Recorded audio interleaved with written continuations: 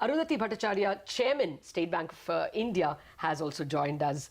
Good morning, ma'am, and Mr. Kotak. Thanks much. It's good to have prominent faces with us on such a big day. Mrs. Bhattacharya, your first thoughts. Well, I think it's a very, very important piece of legislation that has just been passed. We have been speaking about this for a long time, saying that these multiple taxes and the cascading effect it has, it becomes a very big problem for the efficiencies within the system, for the ultimate prices that these products cost. We've also been talking about the fact that, you know, if you are actually exporting goods made, say, somewhere in the north of the country, it can take 19 to 20 days for those goods to even reach the ports on account of the multiple checks that happen at every state border. And if you compare that to the fact that, you know, you can maybe probably import the same goods within 4 days from some place, say, in Iran or some such place. That's right. So it used to be a very big obstacle for our people, and therefore, you know, the passing of the GST is something that will definitely improve the efficiencies of our manufacturing sector. Overall, it's a very important piece of legislation. We expect it to impact the GDP positively. As you were just saying, initially there will be a lot of teething trouble, but then that's so with every single big change. So we are sort of prepared for it. Ma'am, you actually put your finger on it. The immediate benefit, irrespective of whether the rate is 18 or 22, is going to be that the trucks are not going to be stopped at every state border. That gain, that time gain is always there. Mr. Kotak, good morning. Your first thoughts. Lata, good morning. I look at the passing of the GST as a very powerful symbol of one India, a single India.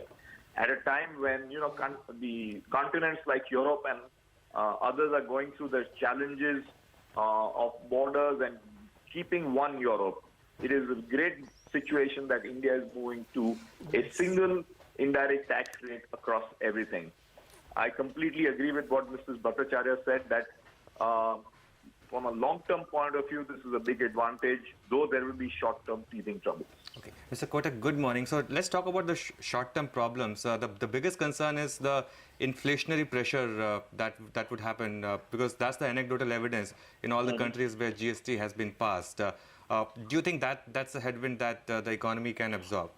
You know, I think we have to look through this short-term inflationary pressure, because ultimately you have a significant long-term benefit to fisc and consolidation of the tax system, removal of a lot of inefficiencies across the system.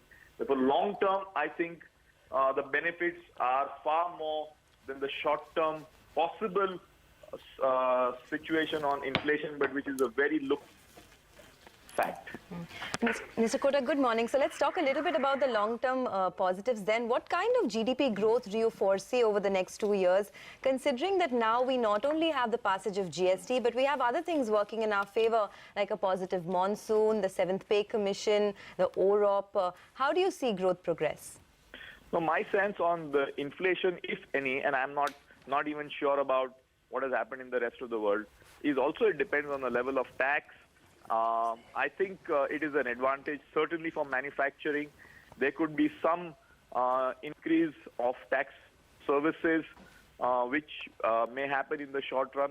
But looking through both, I feel that this is something which will be extremely positive. Very difficult at this stage to define it in exact percentage of GDP. Only upward for the GDP over time. Actually, Mrs. Bhattacharya, you know, we have been playing all of yesterday and today, the sectors that are advantaged and the sectors that are disadvantaged.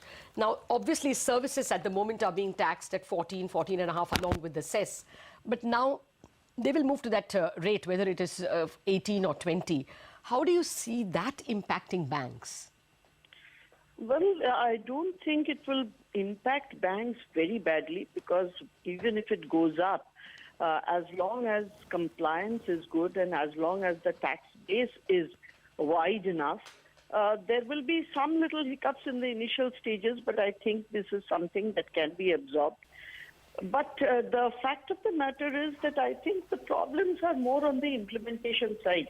At this point of time, I'm told that every single state we will have to register every single office in every single state as individual entities. Now that is a very big problem because we have very many small branches, and therefore, relying on these branches to do the right thing and do all of this compliance is a very big cost.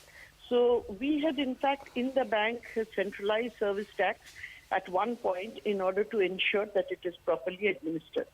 These are issues that IBA has already taken up with the government and pointed out that we should not have more of a challenge on implementation from our side.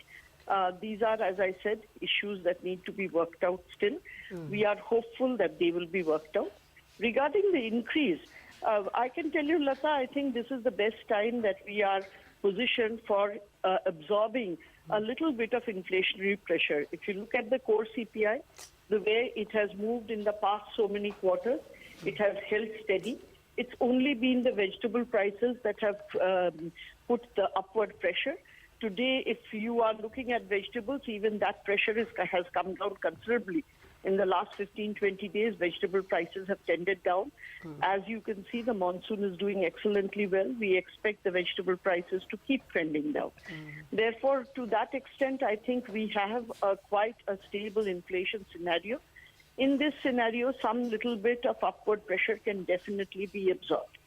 We therefore feel that this is definitely one of the best times at which the GST can really be implemented. Ma'am, for a busy banker, that's an amazing grip you have on the sub-indexes of the CPI. I can understand a two-penny journalist having that kind of a detail. But yeah, I can take your point that core sector, which is the services sector, is definitely better placed at this juncture. But Mr. Kotak, there's administrative confusion. Yesterday we were having this argument with our tax panel. What if Kotak were to buy a Finacle product for its, 1,000 branches in 30 states? Is it a nightmare in terms of GST registration numbers that you will have to keep? Yeah, I think, Lata, I think it's absolutely correct that we need to make sure that as we move to One India, One Tax on GST, the administrative mechanism makes it easy for implementation.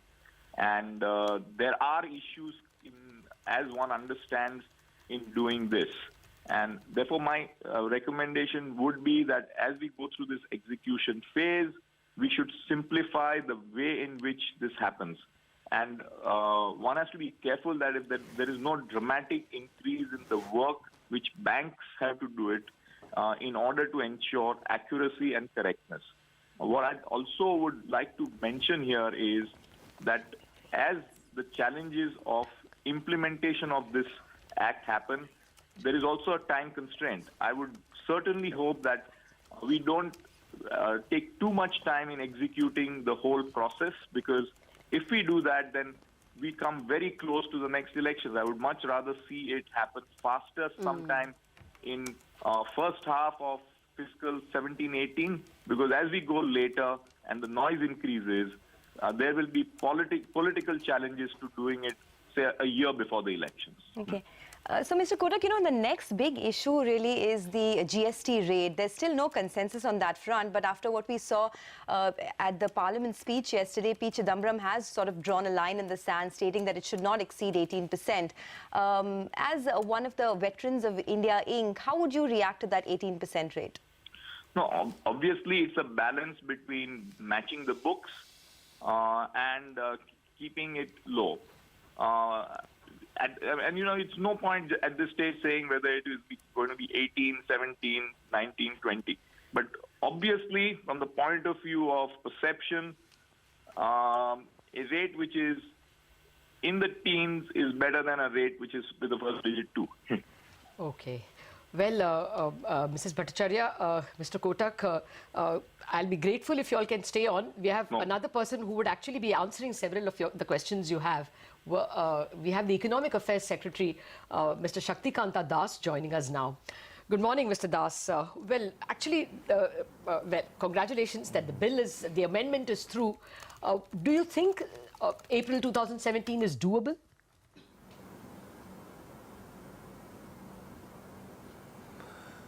See, April 2017 is possible.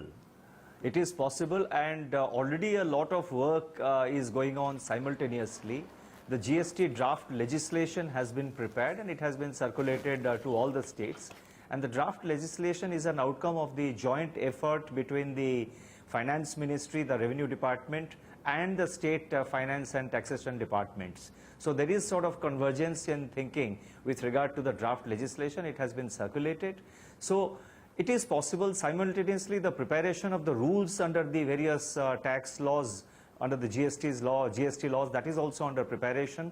So the process of ratification by 50% of the states, that is the next step which needs to be taken, and one would expect that to go through very smoothly, considering the fact that it has been a unanimous decision of the Rajya Sabha yesterday.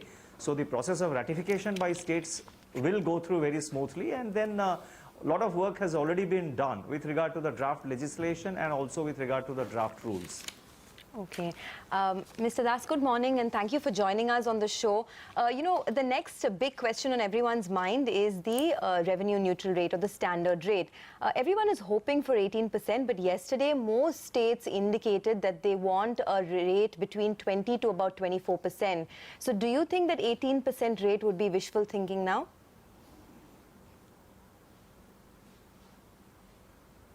You see, with regard to the rate of taxation, that is a matter which the GST Council will decide. The GST Council, chaired by the Finance Minister and consisting of all the state finance ministers, that is a decision which will be taken. Now, we have two ranges. As you are mentioning, there is one report which says 18%. There is the states, there are the states on the other side, some of which believe that about 24% would be reasonable. Now, let me mention that revenue neutral rate and the actual GST rate are two different things. Revenue neutral rate is basically given everything constant, given everything as per status quo, what is the rate at which there is no loss, no gain to the center or to the states. Now that takes into account the status quo as of today.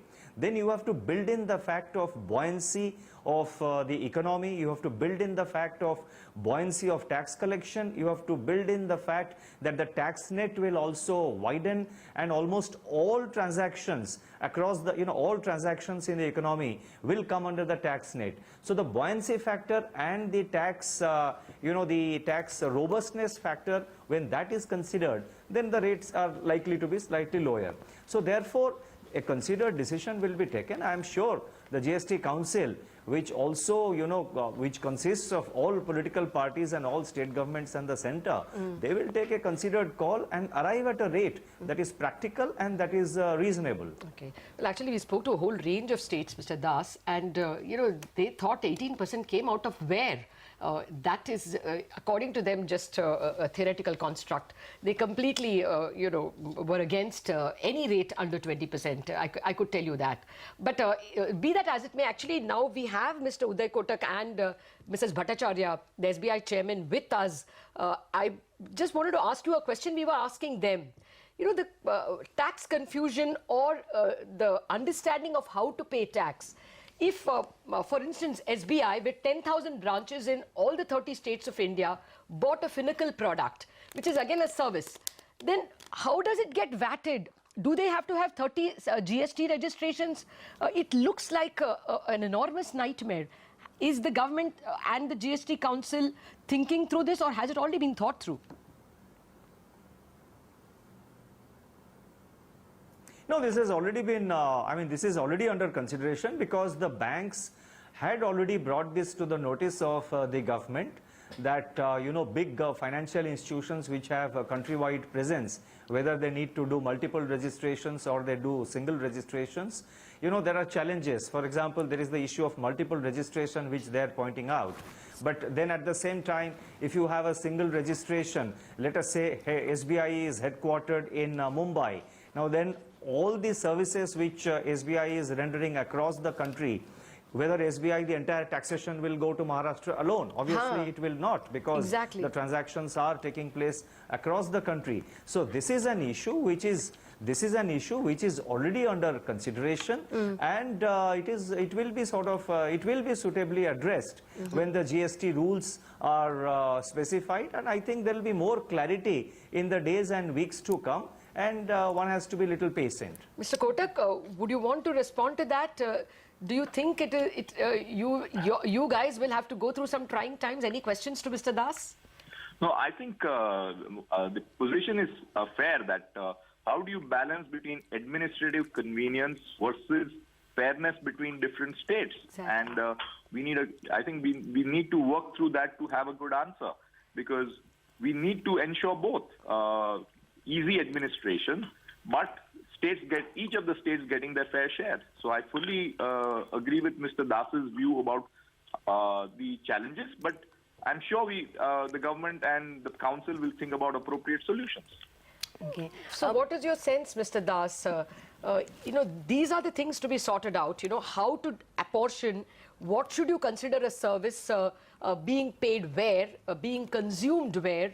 A credit card service, a credit card swiped in Jaipur, but the consumer is from Bombay. He is the guy who has to pay the money. So, exactly who gets that money? Do you think all those rules and large-heartedness on the part of the states to agree to these rules and the backbone, the tax, the IT network, all this will be done by April 1st?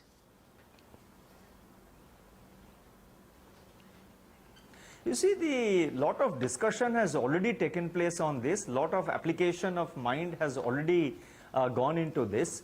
Now, let me just, take the example of, we are now talking of, in an international plane, we are talking of base erosion and profit shifting, that is BEPS. The contention of countries like India is that multinational companies, wherever they are generating revenues, the tax has to be paid there.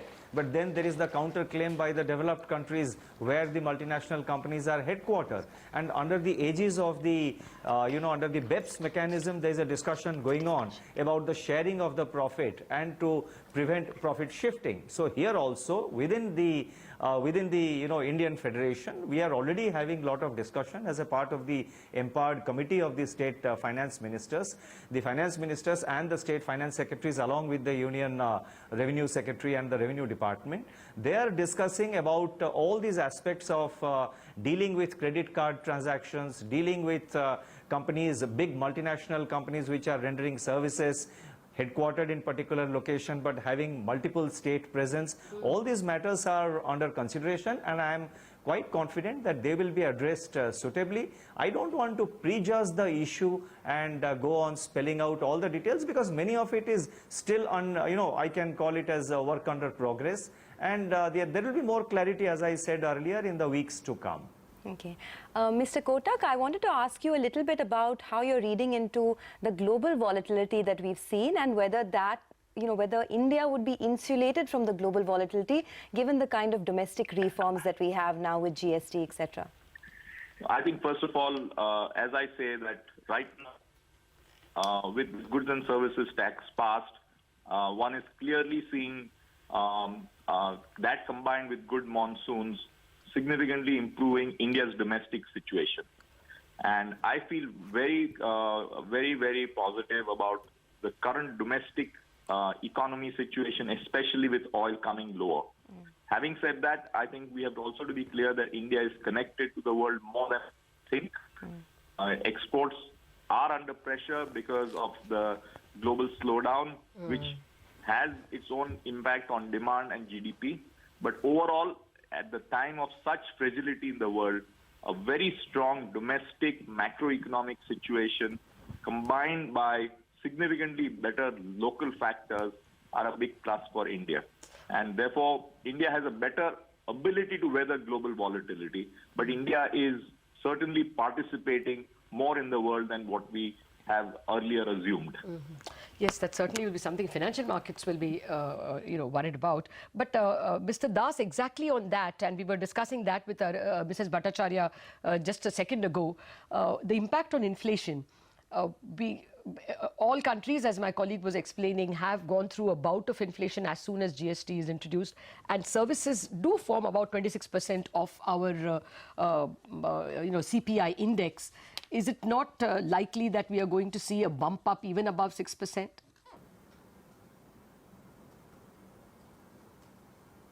You see, the concern about inflation is coming from two sources. One is the services, the other one is the goods. Now, with regard to the services, already recognizing the fact that the GST will be in place sooner or later, right from, for the last 2 years, the service tax rates have been very gradually and very slowly they have been increased. And the GST Council will obviously, they are very aware about the impact of the eventual rate, the GST rate, and what rate will be applicable to services. And I am quite sure, and the sense I have is that a very considered call will be taken and a reasonable rate will be adopted so far as the services are concerned. Now, so far as the goods are concerned, I mean, it's a well-known fact that the whole India now becomes one common market. The flow of input tax credit will now flow seamlessly across the country. You see, currently what is happening is that if a manufacturing unit is set up, is located in one state, and if it's purchasing raw materials from all other states, the input tax credit with regard to their VAT payment is not available. Today, after GST, India becomes one market and there will be seamless flow of input tax credit. So typically, it will bring down the cost of production and it should not lead to any inflation. So on growth, I mean, since we've discussed inflation, yeah. I just wanted to say, I think we've kept Mr. Uday Kotak on the phone for a bit too long. Mr. Kotak, thank you very much for joining us with your inputs. Yeah, sorry, your question. All the best. Thank you. Bye. Thank you, Mr. Kotak, for joining us. Well, that's the word coming in from Uday Kotak and from Arundhati Bhattacharya. Ma'am, thank you for joining us as well. But Mr. Das, we spoke about the impact on inflation, but just wanted your thoughts on growth as well. What kind of GDP growth can we realistically assume over the next, say, 1 to 1.5 years? And in the very near term, what kind of impact do you think the GST could have on GDP, considering that, higher taxes on services could impact the consumption of discretionary services in the very near term? So both near and for the longer term, what is your assumption?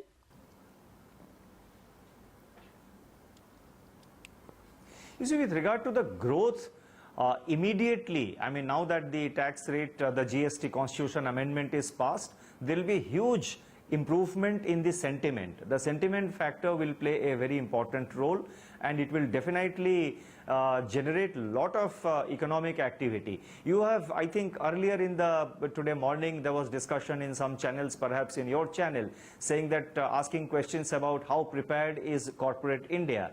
Now, let me take on that point.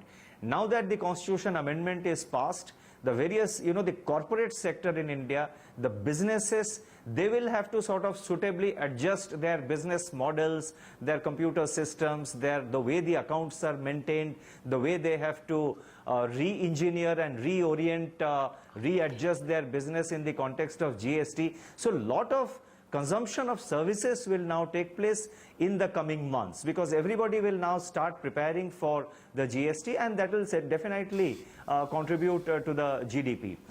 This year, as Uday had mentioned, because of a good monsoon and because of, the other measures, the transformative measures which the government has undertaken as a part of the budget, already we are looking at a growth close to 8%.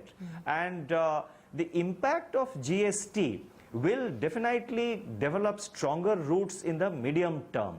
Obviously, from day one cannot expect the results to show, but even in year one, there is likely to be some impact. And in the medium term, let's say in 2 to 3 years, the full impact of GST would be felt.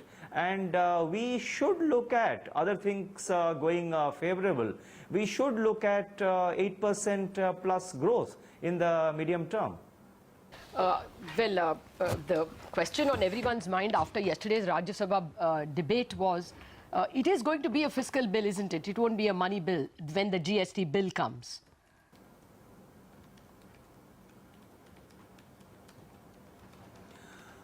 You see, as the finance minister has clarified, the government will follow the constitutional provisions. The Constitution, Article 110 defines what is a money bill. Article 117 also describes and defines what is financial bill. The government will go by the constitution, and only when the bill is ready, only when we know the content of the bill, then only a decision can be taken, whether it's a money bill or it's a financial bill. And in any case, eventually the Lok Sabha Secretariat, the Speaker has the final say with regard to the, as per the constitutional provisions. Okay, sir, we will leave it at that. Thank you very much for patiently answering all our questions. I'm sure we will have more of them from corporate India and from consumers on how this thing will roll out and how it will impact both producers and consumers. Thank you very much for joining us, Mr. Das. And that